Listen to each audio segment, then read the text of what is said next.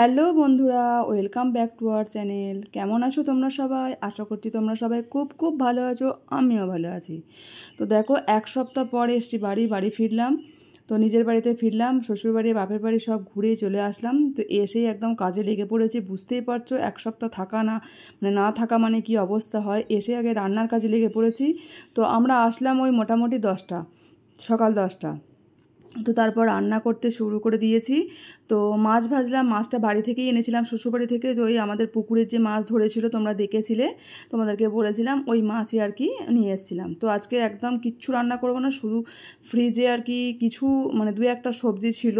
তো ওই গাজর, পেঁপে, আলু, টমেটো আর সব কিছু দিয়ে আর কি মাছের ঝোল রান্না করছি। মানে আর এইটুকু ছাড়া আর কিছু করা সম্ভব নয় আমার পক্ষে, কেন কি প্রচণ্ড কষ্ট লাগছে। আর সবথেকে বড় কথা, এতদিন একটা করার অভ্যাস ছিল না, 1 মাস মতো। তাছাড়া বাড়ি গিয়েছিলাম, বাড়ি থেকে এসে তো বুঝতেই পারছো কী অবস্থা।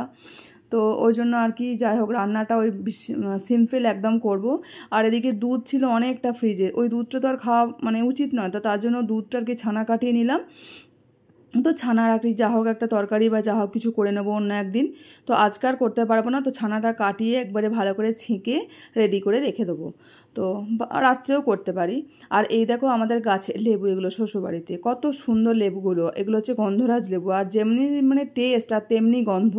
মানে এর গন্ধেই তো তোমার অর্ধেক ভাত খাওয়া হয়ে যায় এরকমটা।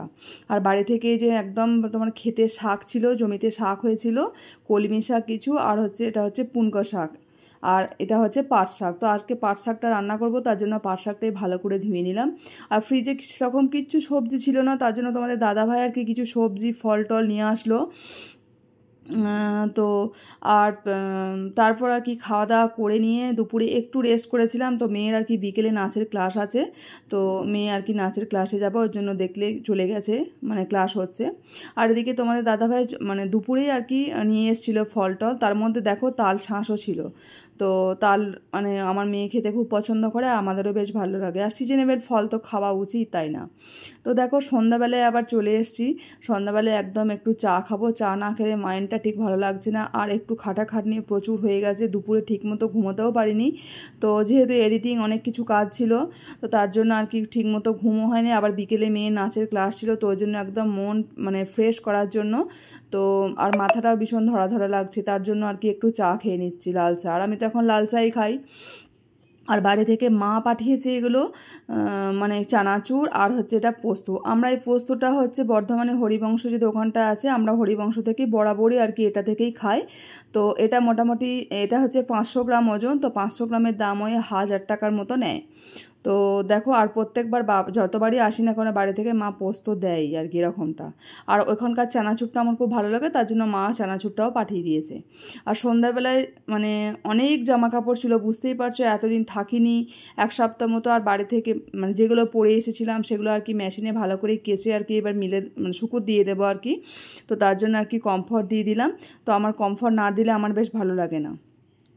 তারপর রাত্রে রান্নাও শুরু করে দেবো। দেখো যে পনির সকালবেলা যে ছানা কাটিয়ে পনির মতো করে রেখেছিলাম, সেটাকে একদম এই যে দেখছো সুন্দর করে মানে ছেঁকে রেডি করে রেখে দিয়েছিলাম। তো এখন পিস পিস করে আর কি রেডি করে রান্না করে নেবো। তো এই চিলি পনির টাইপের একটু করে নেবো, যেহেতু ফ্রিজে দেখলাম ক্যাপসিকাম আছে। আর এই মুহূর্তে আর কি করব সেটাও কিছু ভেবে পাচ্ছি না। তো তার জন্য আর কি এটাই করে নিলাম, আর এটা একটু সহজ পথ মনে হলো। আর ছানাটা তাছাড়া নষ্ট হয়ে যাবে না করলে, আর ওই জন্য আর কি করে নিলাম। তো এটা করব। আর হচ্ছে রুটি। তো অনেক দিন থাকিনি তো। আর অনেক দিন না থাকার পর মানে অনেক দিন বলতে বিশাল অনেক দিন নয়, 7 দিন থাকিনি। তো 7 দিনের মধ্যেই আবার মানে চলে আসলাম আর কি। তো এক তো অনেক দিন মানে কাজ করিনি কোনো কিছু, মা সবটা করতো সামলাতো। আর ওই যে একভাবে বসে থাকা, আর এমনিতেও শরীরটা তো এখন অনেকটাই উইকনেস আছে। ঠিক মতো মানে মানে ঠিক মতো কাজ করতে পারছি না, একটু কাজ করলে হাঁপিয়ে যাচ্ছি এরকমটা, কোমরে ব্যথা করছে প্রচণ্ড। জানি না কেন হচ্ছে, কি মানে কাজ হয়তো করছি বলে তার জন্য হচ্ছে, সেটাও বুঝতে পারছি না। তো যাই হোক, ওর জন্য আর কি আজকে প্রচণ্ড কষ্ট হচ্ছে কাজ করতে। আজকে শুধুমাত্র রান্নার দিকেই আছি, মানে কিচেনেতেই আছি, আজ অন্য কিচ্ছু হাত দিইনি।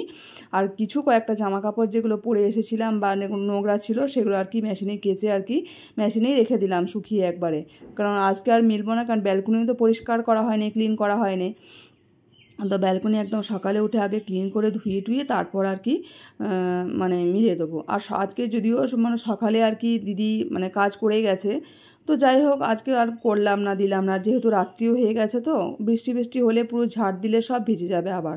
আর মেশিনে শুকনো জামা কাপড় তো একটু আবার ভিজে গেলে খুব খারাপ লাগে।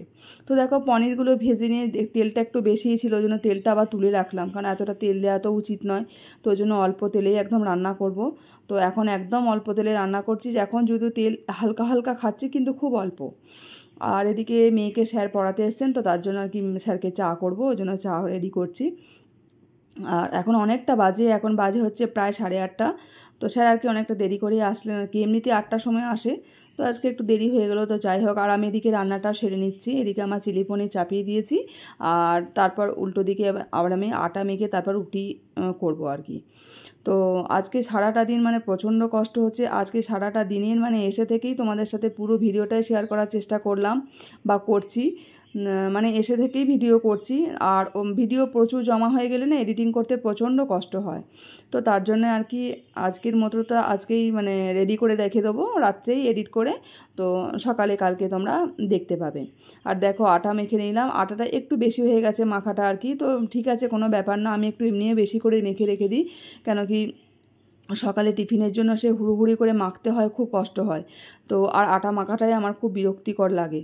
তো যাই হোক ওই মেখে নিলাম, দিয়ে একবারে একদম লেচি কেটে নিচ্ছি, তো তারপরে একবারে রুটি করে নেবো, তো তারপর বসবো। আর এখন মানে গরমটা ঠিক সেইভাবে আমাদের এখানে নেই এখনও পর্যন্ত মানে এখন নেই। আর আমার ঘরটা তো এমনিই ঠান্ডা, তবে এই রুটি করছি, তো রুটি করলে কীরকম গরম লাগে বলো তো, প্রচণ্ড গরম লাগে। তো রুটি করে রান্না করার পর আমি তো একদম পুরো থকে গিয়েছিলাম, আর এত গরম করছে ঘেমে গেছি। তো তারপর আর কি কিছুক্ষণ ফ্যানের হাওয়ায় অনেকটাক্ষণ তো ঠান্ডা হয়ে নিলাম। আর মেয়েকে তো স্যার পড়াচ্ছে, আমি ওই জন্য চুপচাপ ফ্যানের হাওয়ায় ঠান্ডায় বসেছিলাম, কিছু এডিট করার ছিল করছিলাম। তো আর কি এটাই আর কি করছি, কী করব। আর মানে অনেক দিন অভ্যাস নেই বলে আরও প্রচণ্ড কষ্ট হচ্ছে। তো যাই হোক এটা তো করতেই হবে, তবে 1 সপ্তাহ মতো কাজ করলেই আবার অভ্যাস হয়ে যাবে আর কি, তো আবার রুটিনে চলে আসবে। তো যাই হোক দেখো আমার চিলি পনির মোটামুটি রেডি হয়ে গেলো। তো এবার আমার আটা মাখা লেচি করাও হয়ে গেছে, তো এবার বেলবো আর রুটিগুলো করে নেবো। আর আমি বেলি হচ্ছে তোমার ওই স্ল্যাবেই করে নিই। তো দেখতে পেয়েছো কত সুন্দর চিলি পনিরের কালারটা হয়েছে, বেশ ভালো হয়েছে, বেশ ভালোই হয়েছে, রেডি হয়ে গেছে মোটামুটি ওটা। তাহলে কি মানে হয়ে গেলেই খাবারটা দেওয়া যাবে আর কি। আর আজকে একটু তাড়াতাড়ি শোবার চেষ্টা করব, কারণ শরীরটা একেবারে ভালো লাগছে না। বেশ কয়েকদিন ধরে প্রচণ্ড কোমর ব্যথা হচ্ছে, জানি না কেন কী কারণে। আর দেখো আমি এই যে গ্রানাইটের ওপরেই আর কি মানে রান্নাঘরের যে গ্যাস মানে যেখানে থাকে তার ওপরে স্ল্যাবটাতেই পুরো আমি আর কি মানে রুটি বেলে নিই। আমি আলাদা করে চাকি বার করি না, কারণ হচ্ছে চাকিটাও আমার ওই একই মানে গ্রানাইটেরই, তো তার জন্য আমার ওই একই ব্যাপার হয়ে যায়। আর আমার এটাতেই বেশ সুবিধা হয়, আগে মুছে নিই, তারপর আবার বেলা হয়ে যাওয়ার পরও মুছে নিই। তো দেখো অলরেডি রুটি প্রায় মানে হবই আর কি। তো প্রথম যখন জানো তো রুটি করতাম, মানে যখন প্রথম কোয়ার্টারে যখন ছিলাম, এখন তো আমি আমার ফ্ল্যাটে থাকি, যখন প্রথম কোয়ার্টারে ছিলাম তখন আমি একটু রুটি করতে পারতাম না, মানে পুরো পাঁপড়ের মতো হতো। প্রথম যখন রুটি করে তোমাদের দাদাভাইকে খেতে দিয়েছি, পুরো পাঁপড় ভাজা, আর সাথে আমিও ওই পাঁপড় ভাজাই খেয়েছি এরকমটা। এখন যা করে করে অনেকটা অভ্যাস হয়ে গেছে, তাও এক একদিন খারাপ হয়ে যায়, কিছু মানে কী করবো, আর কিছু করার থাকে না। তবে এখন অনেকটাই ভালো হয়, খুব সফট হয়, নরম হয়। তবে রুটি করার সাথে সাথে আমি ওই ক্যাসরোলের মধ্যে ভরে রেখে দিই, তাহলে বেশ নরম থাকে আর গরমও থাকে। তবে এখন কি বলতো, রুটি করেই সঙ্গে সঙ্গে খাবার খাওয়ার অভ্যেস, তো ওই জন্য অতটা কিছু মনে হয় না। তবে এখন আমি এরকম মা আসার পর থেকে অভ্যাস করে নিয়েছি যে সন্ধ্যাবেলাতেই রুটিটা করে নেবো। সন্ধ্যাবেলা মানে মোটামুটি ওই 7টা-8টার মধ্যেই করে নেবো, তাহলে কি একটু কষ্টটা অন্তত কম হবে। আর রাত্রে করতে না রান্না করতে খুব কষ্ট হয়, সারাটা দিন কাজ করে আর ভালো লাগে না। তো দেখো একদম গরম গরম ফুলো ফুলো রুটি বেশ ভালোই হচ্ছে। আজকে রাত্রে ডিনার হচ্ছে আমাদের এটুকুই। আর তোমাদের দাদাভাই এখন মিষ্টি নিয়ে আসবে, ও এখনও আসেনি, ফেরেনি। তো আসবার পথে মিষ্টি নিয়ে আসবে, একটু বাজারে গেছে আর কি। তো কিছু টুকিটাকি কেনাকাটি আছে, কেনাকাটি মানে গ্রসারির কিছু 2-1টা জিনিস হয়তো মানে আছে, আনতে হবে, ওই জন্য আর কি। আর এদিকে আমার রুটি তরকারি সমস্ত রাত্রের মানে ডিনারের আর কি সমস্ত হয়ে গেল। তো দেখো এই যে আমি ক্যাসারোলের মধ্যে ভরে রেখে দিই, ক্যাসারোলের মধ্যে একটা নরম কাপড়ে রাখি, কেন কি নরম থাকে। আর ঘামটা হলে তো মানে রুটিগুলো কেমন যেন একটা জল জল মতো হয়ে যায়, তাহলে এটা কি ঘামটা হয় না, ঘামটা মানে কাপড়ের মধ্যেই একদম ইয়ে করে নেয়, তো সিঙ্ক করে নেয়। তো তার জন্য আর কি এই কাপড়টা দিয়ে একদম পাতলা কাপড় দিয়ে একটু রেখে দিই, তো একদম ঢাকা দিয়ে রেখে দিয়েছি। তো আজকে রাত্রে ডিনারটা এটাই হবে আর কি। তো তো বন্ধুরা, তোমরা যারা এতটা পর্যন্ত ভিডিওটা দেখেছো, আশা করি তোমাদের খুব ভালো লাগবে বা লেগেছে। তো যদি ভালো লেগে থাকে তো অবশ্যই তোমরা একটা লাইক করে দিও, আর কমেন্টস করো কেমন লাগলো ভিডিওটি। অবশ্যই সাবস্ক্রাইব করতে কিন্তু ভুলো না। আর যারা আমার ফেসবুক পেজ থেকে যে দেখছো তারা অবশ্যই কিন্তু পেজটি ফলো করে দিও। তো দেখো রাত্রের সমস্ত কমপ্লিট। তো এখন চলো, গুড নাইট, টাটা, বাই।